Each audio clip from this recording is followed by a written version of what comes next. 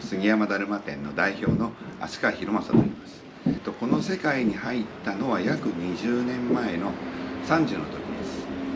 杉山の方に後継者がいなかったので、甥っ子である自分の方に、仕事の方よかったら引き継がないかっていう話で、仕事を、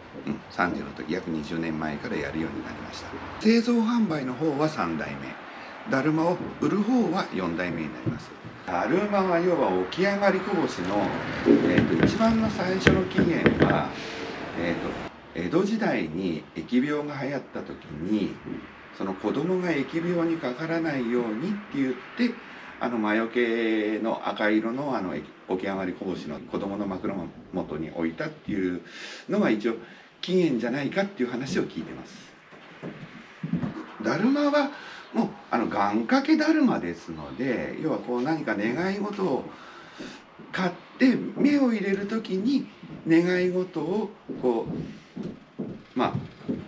会社がうまくいきますようにね、身体健全でありますように、中にはこうお金が貯まりますようにとか自分のお願い事をして飾ってあげるっていうのが、だるまさんですね。毘沙門天大祭でだるまを買います。で帰って目を入れて、で次の毘沙門さんの時に必ず両目を入れてお焚き上げに出して、でまた新しいこういうだるまさんを買うっていうのが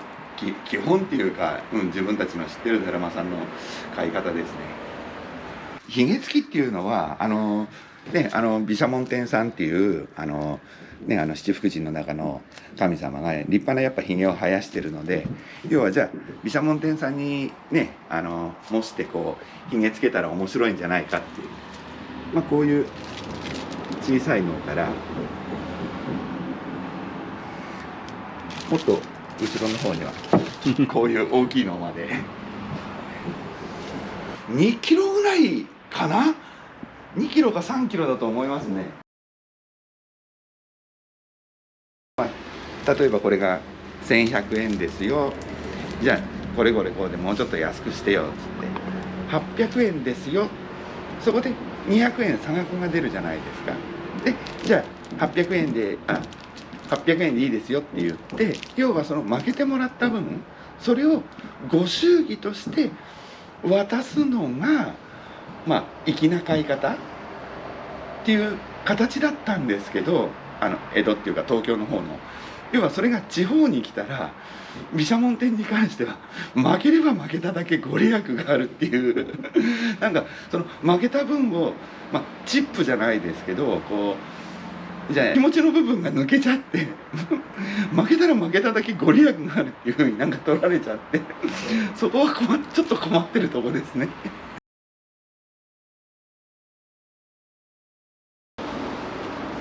ここに赤塗料を入れて、で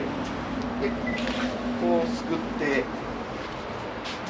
赤くします。そして刺してそうするとここの塗料がこう流れてここに入るんですよね。同じことを繰り返してこうやって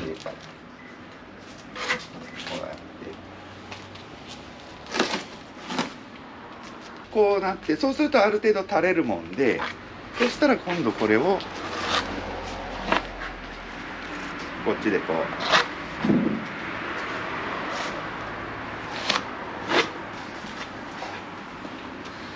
刺したら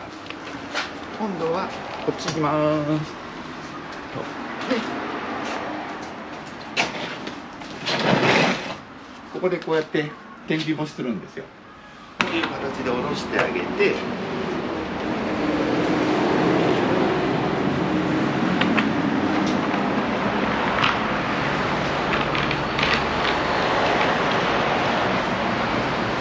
こういう形でまずこの上の部分と底の部分が分かれた状態でうちの工房の方に来まして、でこの底の部分を最初につけて、でその後にこの赤の発色を良くするために5分っていうやつを塗って一回白くするんですよ。